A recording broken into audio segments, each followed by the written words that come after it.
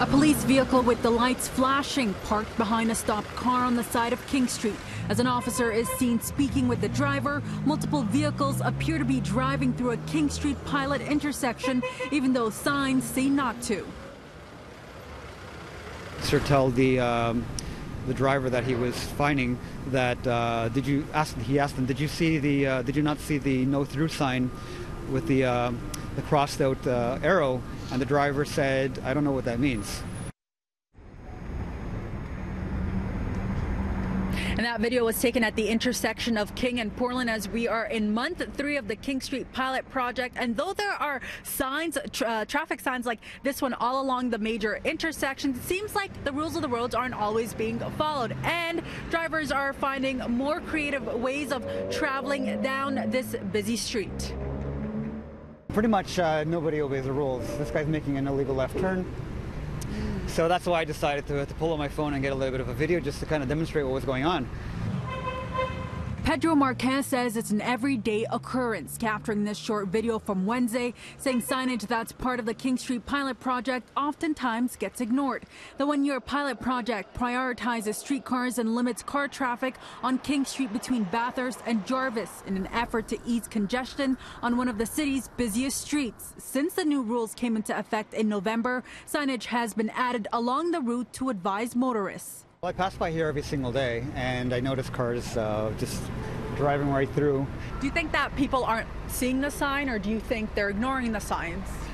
You can see a mix of both. Many cars just follow the car in front of them. As vehicles are no longer allowed to travel straight through on King, it appears some are getting creative and turning right on the side streets, pulling a U-turn and getting right back on King Street.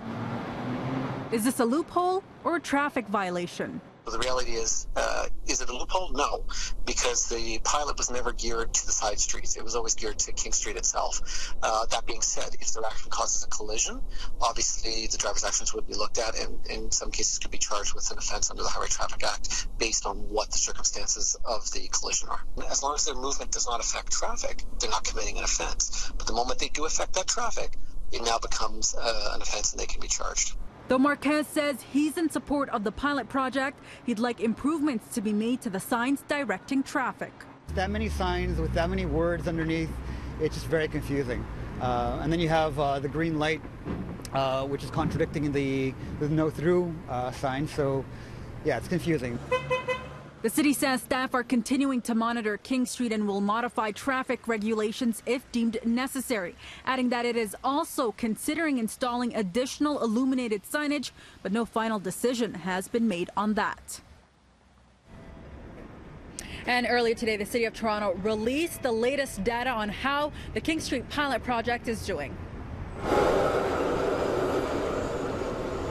Weekday transit ridership is up 16% in January on King Street. That's one of the major findings of a document released by the city today evaluating the effectiveness of the ongoing King Street Pilot Project. The study also found there's been a 4 to 5 minute improvement in the slowest streetcar travel times during the afternoon rush. Now, vehicle traffic has dropped by up to 12% in the King Street area, and that's had some local shop and restaurant owners threatening to sue the city for what they claim is a drop in business. But the data released today appears to pour cold water on that theory. Numbers gathered by Manieras shows there's been no change in customer spending on King Street compared to the last 3 years. The mayor admits some businesses are indeed suffering, but he's still standing behind the project.